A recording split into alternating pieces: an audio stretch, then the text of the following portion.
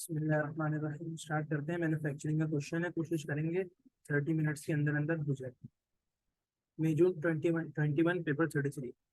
Ji limited manufactures luxury sofas in 2020। It also started trading in standard sofas which are purchases from local supplier. ठीक है। The following balances were extracted from the books of G limited at 31 December 2020। Revenue from luxury sofas 94,000. Revenue from standard sofas 175,000. Purchases of raw material, purchases of standard sofas. फिलहाल manufacturing का account बनाना है तो हम यहाँ पर एक line बनाते जाएंगे जो चीज हमें जिस चीज की जरूरत है। ठीक है। डायरेक्ट वेजेस, उसके बाद हो गई हमारे पास 200 की इनडायरेक्ट मैन्युफैक्चरिंग एक्सपेंस, ये हमें काम आएगा। उसके बाद एडमिनिस्ट्रेटिव एक्सपेंस आगे जाकर देखेंगे। Selling and distribution expense, machinery है, जनरली मशीनरी फैक्ट्री की होगी इसलिए इसकी डेप्रिसिएशन लेंगे। इन्वेंट्रीज दी हुई है हमें ओपनिंग, सारी तीनों ओपनिंग इन्वेंट्रीज दी हुई है, पहला साल नहीं है तो इसलिए ये मतलब मैन्युफैक्चरिंग लास्ट क्वेश्चन जो हमने किया था उसमें हम फर्स्ट ईयर था जिस साल मैन्युफैक्चरिंग कर रहे थे। इस साल हमारे पास opening inventory of raw material भी है और closing inventory of raw material भी है। अच्छा, इन्होंने क्या कहा हुआ है, इन्होंने कहा देखो ये तीनों दी हुई। अच्छा ये देखना, ये जो फिनिश गुड्स लग्जरी सोफास के दिए हुए ट्रांसफर प्राइस पे दिए हुए, किस पे दिए हुए, ट्रांसफर प्राइस पे। इसको कॉस्ट पे लेके जाना है।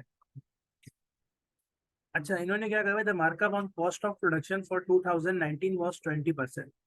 2019 में कितना था, 20% था। It was increase to 25% in 2020। सही है। Inventories at 31 December 2020। Opening inventory दी हुई है, रॉ मटेरियल्स की, वर्क इन प्रोग्रेस दिया हुआ है, फिनिश गुड्स दिया हुआ है, luxury sofas at transfer price दी हुई है 150,000। ठीक है। और उसके बाद स्टैंडर्ड सोफाज दिया हुआ है जो कि 16,000 का है, जो कि हमने जो परचेज किया हुआ है। ये बात लिखी हुई ऊपर, चार परचेज फ्रॉम सप्लायर, ऊपर लिखा हुआ है ना बेटा, देखो सही है। अच्छा, the selling and distribution cost including, हाँ तो स्टैंडर्ड सोफा तो कॉस्ट भी होगा, ट्रांसफर प्राइस थोड़ी होगा, इसीलिए तो लग्जरी सोफा से आगे ट्रांसफर प्राइस लिखी हुई है। Factory and 48,000 had been included in the administrative expense, गलत किया इन्होंने, उसमें से लेस करेंगे और फैक्ट्री में जाके मैन्युफैक्चरिंग अकाउंट में लिख देंगे। ठीक है। Machinery is to be depreciated at an annual rate of 20% using reducing balance method. अच्छा इसमें इन्होंने एक और चीज दी हुई है, देखो, the selling and distribution cost included transportation of raw material. ठीक है, रॉ मटेरियल की ट्रांसपोर्टेशन है, यानी कि ये क्या है, कैरेज इनवर्ड्स। क्या है ये, कैरेज इनवर्ड्स। और इंस्टॉलेशन ऑफ न्यू मशीनरी है, इसका ट्रीट मैं बताऊंगा आगे जाके जब हम मैन्युफैक्चरिंग अकाउंट बनाएंगे। समझ आ, आगे चलते हैं। मैन्युफैक्चरिंग अकाउंट बनाना है, prepare the manufacturing account for the year end 31 December 2020। 8 number का है मेरे ख्याल से, हाँ 8 नंबर का मैन्युफैक्चरिंग अकाउंट है। अच्छा देखो क्या करते हैं, हम यहाँ पे लेंगे opening inventory of raw material. देखो ये दिया हुआ, सही है। Opening inventory of raw material दिया हुआ है 66,000 का, एड परचेजेस करेंगे ऑफ रॉ मटेरियल 292,000। सही है। Opening inventory of raw material 66,000, add purchases of raw material 292,000। ठीक हो गई बात। लास्ट थिंग क्या रह गई आपके पास लास्ट थिंग रह गई, एट कैरेज इनवर्ट। ठीक है, कैरेज इनवर्ट कितना, 7,800 का। देखो यहाँ पर हमने निकाला था कैरेज इनवर्ट, जो कि क्या था, हमने इसको क्या किया था, हमने सेलिंग एंड डिस्ट्रीब्यूशन कॉस्ट में इंक्लूड कर दिया था। हमें ऐसा नहीं करना चाहिए था, क्योंकि क्योंकि ये कौन सा कॉस्ट है, ये कॉस्ट है जो हमें हमें इंकर्ड हुई एक रॉ मटेरियल को सप्लायर के पास से हमें अपने कहाँ पे लाने तक, फैक्ट्री में लाने तक इंकर्ड हुई, तो ये हम कहाँ पे लेके जाएंगे, मैन्युफैक्चरिंग अकाउंट में 7,800 ऐड कर देंगे परचेज के साथ। ठीक है। फिर हम क्या करेंगे, less closing inventory of raw material, देखो यहाँ पे लिखी हुई 72,000 की। हमारे पास क्या आएगा, cost of raw material consume 293,800। हम क्या करेंगे, हम इसमें डायरेक्ट वेजेस ऐड करेंगे। डायरेक्ट वेजेस कितने के, 200,200 के। ये हमारे पास डायरेक्ट वेजेस आ गए 200,200 के। ठीक है। उस जब हम direct wages cost of raw material consume में ऐड करेंगे तो हमारे पास क्या आएगा, हमारे पास आएगी प्राइम कॉस्ट। ठीक है, प्राइम कॉस्ट जब आएगी हमारे पास 494,000 की, तो हम उसमें इनडायरेक्ट ओवरहेड्स ऐड करेंगे। सही है। इनडायरेक्ट ओवरहेड्स कौन कौन से, देखो एक इनडायरेक्ट ओवरहेड्स कौन सा है, 108 इनडायरेक्ट मैन्युफैक्चरिंग कॉस्ट, इनडायरेक्ट 108,000। सही है। हमने क्या किया, हमने सिंबल उठाया वहां से 108,000 यहाँ लिखा। फैक्ट्री रेंट इन्होंने दिया हुआ 48,000 का, जो कि हमने एडमिनिस्ट्रेटिव एक्सपेंस में गलती से दिया था। हम क्या करेंगे, हम एडमिनिस्ट्रेटिव एक्सपेंस से लेस करेंगे और यहाँ पर ऐड कर देंगे। ठीक हो गई बात। डेप्रिसिएशन देख लो कैसे निकाला, डेप्रिसिएशन हमने ऐसे निकाला, देखो यहाँ पर क्या हुआ बता, देखो वर्किंग देख लो नीचे, यहाँ पर क्या हुआ बता, यहाँ पे इन्होंने क्या किया था, ओपनिंग कॉस्ट दी हुई है 325,000, हमने कॉस्ट दी 325,000, हमने क्या लिखा है यहाँ पे देखो, हर वो कॉस्ट जो चीज को लाने में इंस्टॉलेशन जो चीजें लगती हैं हम उसको फर्स्ट ऐड कर देते हैं। तो यहाँ पर क्या लिखा है, इंस्टॉलेशन ऑफ न्यू मशीनरी को हमने सेलिंग एंड डिस्ट्रीब्यूशन कॉस्ट में डाल दिया था, ये पैसे गलत किए थे हमने, उसमें ऐड करके हम वहां से लेस करेंगे और हम यहाँ पर ऐड कर देंगे 325,000 प्लस 5,000 करेंगे तो हमारे पास क्या हो जाएगा 330,000। जब हम उस 330,000, क्योंकि इन्होंने क्या कहा, machinery to be depreciated at an annual rate of 20% using reducing balance method, ठीक है। इन्होंने क्या कहा भाई, इन्होंने कहा रिड्यूसिंग बैलेंस मेथड के जरिए आपने काम करना है, तो हम क्या करेंगे, हम उसमें से प्रोविजन लेस करेंगे, तो हमारे पास क्या आएगा 155,000। जब हमारे पास 155,000 को हम लेस करेंगे तो हमारे पास आ जाएगा 175,000, जो कि हमारी नेट बुक वैल्यू है। अब हम इस नेट बुक वैल्यू में, जब हम इस नेट बुक वैल्यू में 20% का रेट लगाएंगे, जो कि हमें दिया हुआ है, ये देख लो 20% का रेट लगाएंगे तो हमारे पास डेप्रिसिएशन क्या आएगी 35,000 की। इस 35,000 को हम ले जाएंगे डेप्रिसिएशन के उसमें कॉलम में, वहां लिखेंगे, इन तीनों को ऐड करेंगे, आंसर आएगा 191,000। जब हम इस 191,000 को ऐड करेंगे 494,000 में, तो हमारे पास क्या आ जाएगी, कॉस्ट एडेड टू प्रोडक्शन 685,000 की। अच्छा मैंने क्या कहा था आपको, आपको याद होगा कि हम क्या करेंगे, हम उसमें इस कॉस्ट एडेड टू प्रोडक्शन में opening work in progress add करेंगे और closing work in progress less करेंगे, यानी कि 426,000 हम ऐड करेंगे, 42,600 ऐड करेंगे सॉरी, और 54,000 को लेस कर देंगे, 42,600 को ऐड करेंगे और 54,000 को लेस कर देंगे, तो हमारे पास क्या आ जाएगी, cost of production. Cost of production कितनी की आ गई 673,600 की। इस पे हम रेट लगाएंगे, इस पे हम कौन सा वाला रेट लगाएंगे, इस पे हम 20% रेट नहीं लगाएंगे, हम लगाएंगे कौन सा 25%। हम यहाँ लिखेंगे क्या, फैक्ट्री प्रॉफिट 673,600 मल्टीप्लाई बाय 25%, ठीक हो गई बात। मल्टीप्लाई बाय 25% किया तो हमारे पास क्या आंसर आया 168,400। जब हमारे पास 168,400 को हम ऐड करेंगे 673,600 पे, तो हमारे पास क्या आ जाएगी ट्रांसफर प्राइस। ट्रांसफर प्राइस वो प्राइस होती है जिस प्राइस पे हम इसको कहाँ पर लेके जाते हैं, इनकम स्टेटमेंट में इसको हम ट्रांसफर करते हैं, सही है, अपने ऑपरेशन डिपार्टमेंट से किसी और डिपार्टमेंट। ठीक हो गई बात, ये ट्रांसफर प्राइस है, सही है। यहाँ तक कोई परेशानी, मैन्युफैक्चरिंग अकाउंट समझ में आ गया, आगे चले। अच्छा इसमें कहा है prepare the provision for unrealise profit account for the year end 31 December 2020।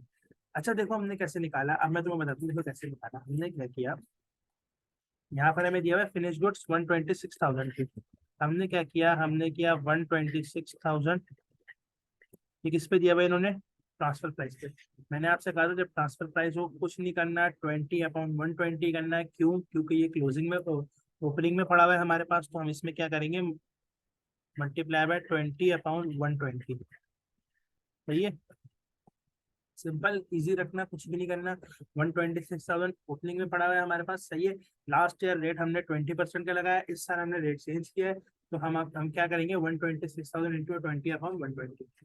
इसी तरह हमारे पास ये जो ओपनिंग पड़ा हुआ है देखो 150,000 है, हम इसमें क्या करेंगे 150,000 किस पे, ट्रांसफर प्राइस पे, हम सिंपल जो मैंने आपको बताया 25/125, सही है, मल्टीप्लाई बाय 100, सिंपल,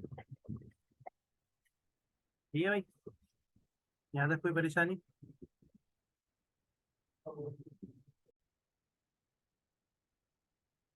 सही है भाई। 20/120 क्यों किया, देखो 20/120 इसलिए किया कि हमारे पास स्टार्टिंग में क्या था, हमने जो लास्ट ईयर रेट देखो ये चीज समझो कि हमारे पास हमने रेट कब चेंज किया है, हमने रेट चेंज किया किस साल, करंट ईयर। देखो ये चीज समझना, हमने लास्ट ईयर रेट क्या था हमारे पास्ट, लास्ट ईयर रेट क्या था, लास्ट ईयर रेट था 20%, ठीक है। तो और हम जब कॉस्ट पे लिखते हैं तो डायरेक्ट क्या करते हैं, जब हमारे पास कॉस्ट होती है तो हम कॉस्ट पर डायरेक्ट 20% लगा देते हैं, लेकिन जब हमारे पास ट्रांसफर प्राइस होती है तो हम इसको कन्वर्ट करते हैं, जब कन्वर्ट करना होता है तो हम क्या लिखे 20+100+20। अच्छा क्या हुआ देखो, लास्ट ईयर जो रेट था और अब करंट ईयर में क्या है, करंट ईयर में 25% है, सही है। तो हमारे पास कॉस्ट क्या है, कॉस्ट पे हम कितना परसेंट लगाएंगे, 25%। लेकिन जब हमारे पास ट्रांसफर प्राइस दी हुई होगी तो हम ट्रांसफर प्राइस पे क्या करेंगे, हम ट्रांसफर प्राइस पे लगाएंगे 25/125, सही है। 100 + 25 यानी कि 125। अच्छा देखो क्या हुआ, इन्होंने क्या कहा होगा, देखो हुआ क्या होगा, एक चीज समझो। जब लास्ट ईयर में हम ये लेके गए होंगे तो हम ये लास्ट ईयर के हिसाब से लेकर गए होंगे, तो हमने लास्ट ईयर की फैक्ट्री प्रॉफिट निकाली होगी, सही है। लास्ट ईयर की फैक्ट्री प्रॉफिट होगी ना, लास्ट ईयर के रेट पे लास्ट ईयर की फैक्ट्री प्रॉफिट निकलेगी। तो ये जो हमारे पास इन्वेंट्री है 1 जनवरी 2020 की, हमारे पास लास्ट ईयर में रखी हुई है ना, तो हम इस पे 20% रेट लगाएंगे और करंट ईयर की क्लोजिंग इन्वेंट्री पे हम 25% का रेट लगाएंगे, ठीक है। तो जब हम ये करेंगे 126,000 करेंगे, 126,000 मल्टीप्लाई बाय 20/120 करेंगे तो हमारे पास आ जाएगा 21,000। और इसी तरह जब हम क्या करेंगे, हम करेंगे 150,000 मल्टीप्लाई बाय 25/125, तो हमारे पास क्या आ जाएगा, 30,000। इंक्रीज इन प्रोविजन है, कितने से है, 9,000 से। बस ये जाके अकाउंट में लिख देना है, सिंपल।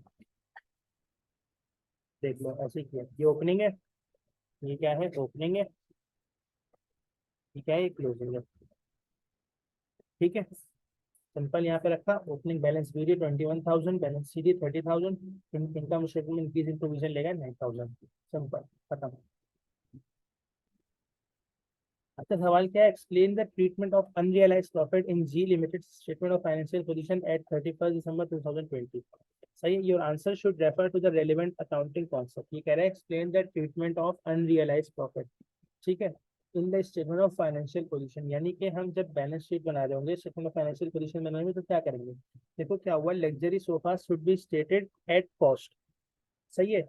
इसकी 150,000 क्या है, देखो हम जब जाएंगे इनकम फाइनेंशियल पोजीशन बनाने जाएंगे, तो हम कभी भी इसको 150,000 पर नहीं लिखेंगे। ये 150,000 पे क्या है, ये क्या है, देखो हमेशा याद रखो ट्रांसफर प्राइस क्या होती है, transfer price is equals to cost plus factory profit, ऐसा ही है। देखो अभी हमारे पास क्या है, हम जब भी फाइनेंशियल पोजीशन बनाएंगे तो हम कोई भी चीज ट्रांसफर प्राइस पर नहीं लिखेंगे। हम ट्रांसफर प्राइस पे इसलिए नहीं लिखेंगे क्योंकि इस पे क्या है, फैक्ट्री प्रॉफिट। ये फैक्ट्री प्रॉफिट कौन सा, हम जब क्लोजिंग इन्वेंट्री की बात करेंगे तो क्लोजिंग इन्वेंट्री हम कभी भी ट्रांसफर प्राइस पे इसलिए नहीं लिखेंगे कि इसमें क्या होगा, फैक्ट्री प्रॉफिट। इसमें फैक्ट्री प्रॉफिट वो होगा जो अभी तक अनरियलाइज नहीं होगा, जो जब हम जाके सेल करेंगे तो रियलाइज होगा। तो जब हम जाके लिखेंगे तो हमारी बैलेंस शीट, हमारे फाइनेंशियल पोजीशन क्या होगा, ओवर स्टेट हो जाएगा। जब हमारा फाइनेंशियल पोजीशन ओवर स्टेट हो जाएगा तो ये अकॉर्डिंग टू द कॉन्सेप्ट नहीं है, प्रूडेंट कॉन्सेप्ट, प्रूडेंस कॉन्सेप्ट ये नहीं कहता। तो हम पढ़ेंगे क्या लिखा हुआ है, luxury sofa should be stated at cost 120,000, ठीक है। हमारे पास इसकी क्या आ गई, क्लोजिंग की क्या, वो क्या आई थी 30,000, ठीक है।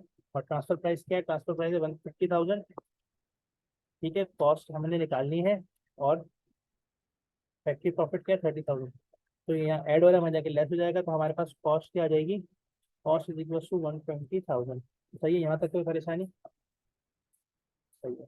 अच्छा देखो क्या हुआ, asset does not over stated, सही है, ये बात तो वही हो गई। And according to the realisation concept, तक कोई चीज रियलाइज नहीं हो आप नहीं लिखोगे। The profit is only realise when the goods are sold, जब उस वक्त तक रियलाइज नहीं होगा जब तक गुड्स बिकेंगे, जब बिक जाएंगे तो प्रॉफिट रियलाइज हो जाएगा, ठीक है। And currently in closing inventory, जब हमारे पास क्लोजिंग इन्वेंट्री में तो वो जाहिर सेल नहीं हुआ अभी तक, अगले साल सेल होगा, और जब जाके सेल होगा तो हमें उस पर प्रॉफिट मिलेगा। तो हम उसको किस पे लिखेंगे, ट्रांसफर कॉस्ट पे लिखेंगे, सॉरी, सही है। इनकम स्टेटमेंट बनाना कह रहे हैं, prepare the trading section of the income statement, सही है। ट्रेडिंग सेक्शन बोल रहे हैं तो कहाँ तक बनाओगे आप, खाली ग्रॉस प्रॉफिट तक बनाओगे, आगे नहीं जाओगे, कहाँ तक बनाओगे, ग्रॉस प्रॉफिट तक, ठीक है। सेल्स की वैल्यू उठाओ, सेल्स की वैल्यू लिखी हुई, रेवेन्यू फ्रॉम लग्जरी सोफा 944,000, पहले लग्जरी का बनाते हैं फिर उसके बाद सैनिक का बनाएंगे, ठीक है। कॉस्ट ऑफ सेल्स क्या है, कॉस्ट ऑफ सेल्स निकालनी है, opening inventory of raw material दी हुई है, सही है, 72,000। इसको क्या करेंगे, यस ऐसे ही है, ठीक है। ओपनिंग इन्वेंट्री दी है, सॉरी 126,000 दी है, ये तो रॉ मटेरियल देख रहा था, ये तो क्लोजिंग इन्वेंट्री की ये रही, सही है। Opening inventory of finish good दी हुई लग्जरी सोफास की 126,000।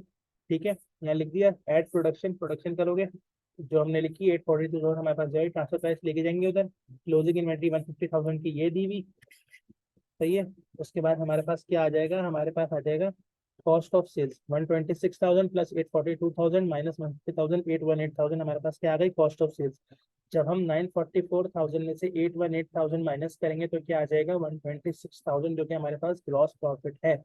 ट्रेडिंग सेक्शन हमेशा याद रखना, जब भी ट्रेडिंग सेक्शन बोले आपने ग्रॉस प्रॉफिट तक बनाना है, आगे नहीं जाना।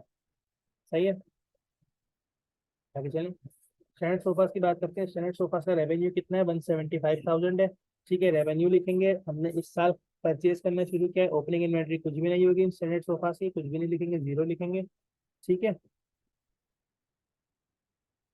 उसके बाद हमारे पास परचेजेज ऑफ स्टैंडर्ड सोफास लिखी हुई है। परचेजेज ऑफ स्टैंडर्ड सोफास 158,600 की है, यहाँ पर लिख दिया 158,600। Closing inventory of standard sofas लिखी हुई है कितनी की,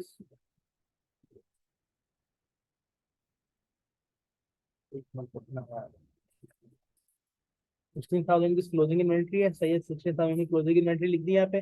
हमने 158,600 में से 16,000 निकाला, 142,600 बचा। 175 में से कॉस्ट ऑफ सेल्स लेस करी तो हमारे पास क्या आ गया 32,400। ये दोनों हमारे पास क्या आए, जीपी। ठीक है, कोशिश ये करना है यार, देखो वैसे तो ये आंसर सही है, लेकिन मैं कहूँगा कि किसी भी उस चीज से बचने के लिए आप यहाँ पर क्या करना, आप लग्जरी सोफा है ना, उसका फैक्ट्री प्रॉफिट भी ऐड कर देना। ठीक है, फैक्ट्री प्रॉफिट भी ऐड कर देना, और उसमें से इंक्रीज इन अगर प्रोविजन हो तो वो लेस कर देना। सही है, अगर इंक्रीज इन प्रोविजन हो तो लेस कर देना, और डिक्रीज इन प्रोविजन हो तो ऐड कर देना। तो ये कर लेना, अगर इस तरह का सवाल है तो। वैसे तो यहाँ तक बनाओगे, ट्रेडिंग सेक्शन उसने लिख दिया तो यहाँ तक बनाओगे, यहाँ तक नंबर मिल जाएंगे, लेकिन आप फिर भी एहतियातन कर लेना। सही है, आगे चलते हैं। Directors have the opportunity in 2021 of buying the luxury sofas which would sale at gross profit margin 20%. They are considering two options. Option one, continue manufacturing luxury sofas without buying in, और option to जो season को। अच्छा यार देखो क्या हुआ इसमें, इसने कहा कि जो है ना, इसको खरीद लो, क्या बोलते हैं, कम पैसे। सही है, मतलब इन शॉर्ट क्या हुआ, इन शॉर्ट ये हुआ, जो ये कह रहे हैं कि जो है ना 20% का ग्रॉस प्रॉफिट मार्जिन उसको मिल रहा है बाहर से, अगर वो बाहर से खरीदे। अच्छा देखो, अभी अगर हम क्या करेंगे, हम करंटली अगर निकालें वन, देखो ऐसा सिर्फ मैं आपको बता रहा हूँ क्या, 126,000 पे निकालें तो इसकी आ रही है 1 मिनट रुको, हाँ 13.34%। अगर हम निकालें, हम बच्चा यहाँ पे क्या गलती करेगा, बच्चा इसका जीपी निकाल लेगा कैसे, जीपी क्या लिखेगा, वो 126,000 उठाएगा यहाँ से। ठीक है, और 944,000 उठाएगा, मल्टीप्लाई बाय 100 करेगा तो आंसर उसके पास आएगा 13.34%। सही है, ये उसका जीपी आ रहा है। ये बच्चा बोलेगा अच्छा भाई ये जीपी ये आ रहा है, बाहर वाला उसको 20% जीपी दे रहा है, तो उसको क्या करना चाहिए, बाहर से ले लेना चाहिए। लेकिन ऐसा नहीं होगा, देखो क्या होगा, हमने जो ये ग्रॉस प्रॉफिट निकाला है, अभी हमने इस पे फैक्ट्री प्रॉफिट ऐड नहीं किया। सही है, जो हमने ये जीपी निकाला है इस पे हमने फैक्ट्री प्रॉफिट ऐड नहीं किया। जब हम इस 126,000 में 168,400 ऐड करेंगे ना, जब हम इसमें 168,400 ऐड करेंगे तो इसका जीपी बढ़ जाएगा, 30.23% होगा। तो फिर हम क्या बोलेंगे, हम लिखेंगे यार मैन्युफैक्चरिंग हाई, जब हम मैन्युफैक्चर कर रहे हैं तो जीडीपी, हम जीडीपी कहना सॉरी, जीपी बढ़ा है, और जब हम मैन्युफैक्चर नहीं करेंगे तो जीपी कम होगा। सही है, इसका मतलब ये है कि अगर हम मैन्युफैक्चर नहीं कर रहे, बाहर से खरीदेंगे तो हमारे पास क्या है 20% जीपी है, और अगर हम मैन्युफैक्चर कर रहे हैं तो 30.23% जीपी है। इसका मतलब ये है कि ज़्यादा बेहतर है कि आप क्या करो, मैन्युफैक्चरिंग कंटिन्यू रखो, बल्कि सीज ना करो। सही है, एक पॉइंट तो ये लिख दे, ये एक अच्छा पॉइंट है, कैलकुलेशन के साथ करोगे तो 3 नंबर मिल जाएंगे। सही है, आगे क्या लिखोगे आप, इफ सीजिंग, अगर आप सीजिंग करोगे तो आपको क्या करना पड़ेगा, रिडंडेंसी कॉस्ट, यानी कि अगर आप जो मैन्युफैक्चरिंग में आपने फैक्ट्री में जो एम्प्लॉय वगैरह रखे हुए हैं, डायरेक्ट वेजेस जिनको दे रहे हो आप, सुपरवाइजर होगा, मैनेजर होंगे, उनको आपको निकालना पड़ेगा, वो एक रिडंडेंसी कॉस्ट होगी। इसके बाद आप ये भी लिख सकते हो कि इफ बाय, अगर आप बाहर से खरीदोगे, अगर आप किसी बंदे से, किसी सप्लायर से खरीदोगे, तो जो सप्लायर है वो ये भी हो सकता है इन फ्यूचर वो कस्टमर के साथ डायरेक्ट हो सकता है। सही है, डायरेक्ट हो सकता है कस्टमर के साथ, अपने अपने चक्कर में अपनी सेल्स बढ़ाने के लिए थोड़ा बहुत मार्जिन, जो वो मार्जिन आपको, आप जो मार्जिन रखोगे वो तो कम पैसों में देके ज़्यादा पैसे कमा लेगा सेल्स से। सही है, और हो भी सकता है क्वालिटी खराब कर दे वो, ये सारी चीजें मसला हो सकता है। इससे बेहतर क्या है इसलिए इससे बेहतर ये कि आप सिंपल क्या रखो, आप सिंपल रखो और आप मैन्युफैक्चर करते रहो। ठीक है, डिसीजन है, डिसीजन 1 मार्क्स डिसीजन का होगा। इन दी एंड आप 1 मार्क्स डिसीजन दे दोगे, आपका 1 मार्क्स और मिल जाएगा। ठीक है, 2 क्वेश्चन हमने कर लिए मैन्युफैक्चरिंग, एक क्वेश्चन और करूंगा, करवा दूंगा तो आपका पूरा मैन्युफैक्चरिंग कंप्लीट हो जाएगा आज। ठीक है, इतना ही रखते हैं आज के लिए फिर।